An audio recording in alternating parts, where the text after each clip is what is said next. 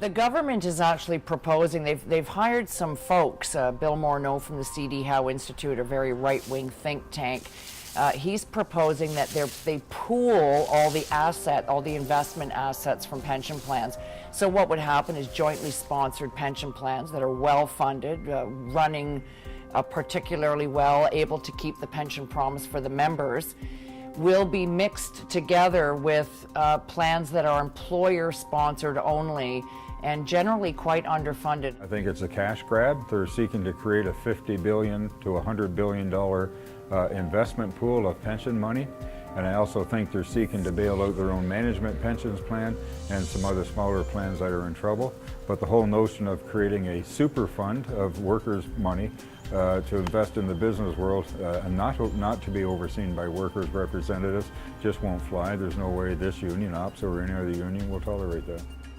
A lot of people have no concept of how much money are in these funds and what a contribution they make to the economy. So let's just take a look at the 6 major funds the government has been talking to us about. So teachers is $117 billion. OMERS is $55 billion. HOOP is $45 billion representing the hospital. $4 billion for colleges, which is the CAP plan. $13 billion for the OPT. And $9 billion for the TTC. Now that's a whopping $243 billion worth of money, and it continues to grow, and it's significant. So what we're looking at here is that they've been looking at these plans and they're trying to make a decision how they can affect whether we should have any contribution would be, if let's say the market turned, would we need to do a contribution increase? Well, they want to freeze them all and freeze them to 2017. Well, there's a lot of discussion actually, and if we throw the notion of defined contribution, defined benefit, and then some people are even talking about hybrid pension plans, it gets even more complicated. But in a defined benefits pension plan, I'm putting in a certain amount of money every single month. And in fact, at the end of the day, I know exactly how much my pension is going to be. In a defined contribution situation, I might be paying a certain amount of money every month, but there's no guarantee of how much money I'll be earning at the end of my retirement because it's based on market forces.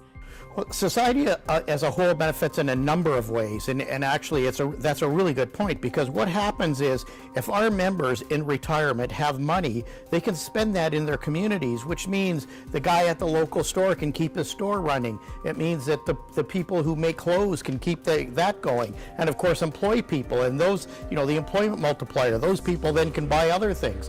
People in retirement who can save can afford to buy new vehicles. I mean, that's what keeps the economy going.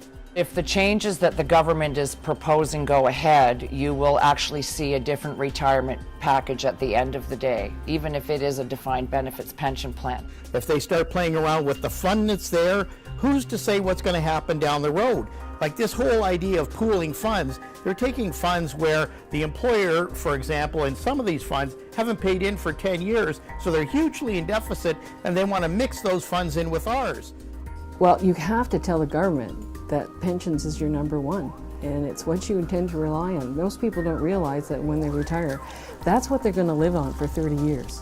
So they put that money in the fund, and it's their retirement scheme. This is not about, it goes beyond collective agreement rights. This is about your pension and where you chose to put your money for your retirement.